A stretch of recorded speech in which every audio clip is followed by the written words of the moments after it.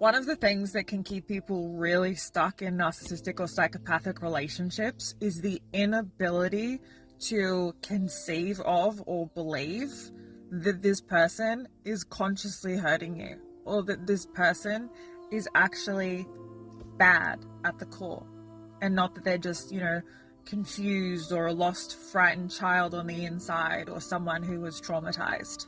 There's this saying that I love, and it says, if you can't conceive of something, you can't protect yourself from it.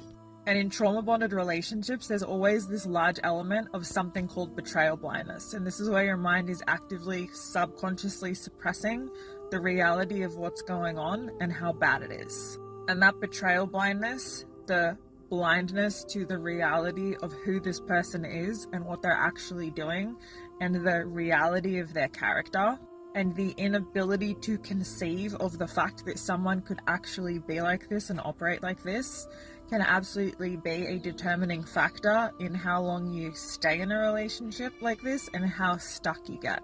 And it's so important, in order to be able to pull yourself out and to heal, that you are able to lift that betrayal blindness and find a way to kind of break through the ceiling of the reality of what's going on.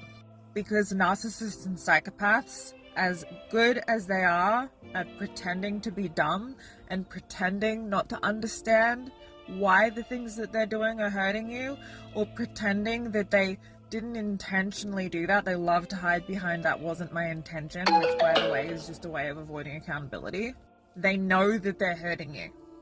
And in fact, they intentionally hurt you because they get a sense of power and control and significance, which is what narcissistic supply boils down to at the end of the day, right? Significance. Out of seeing the level of the effect that they have on you, positive or negative, mostly negative once you're in the devaluation phase and they're utilizing you as an emotional outlet punching bag. And it's really hard because a lot of us are raised with this very Pollyanna view of the world. We're raised to believe that there's good in everyone. There isn't.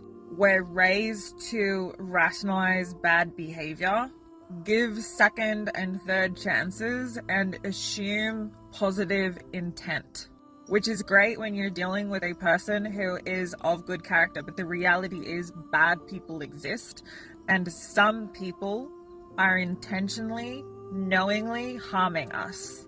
And we have to be able to break the cognitive dissonance and deal with reality in order to be able to protect ourselves from it.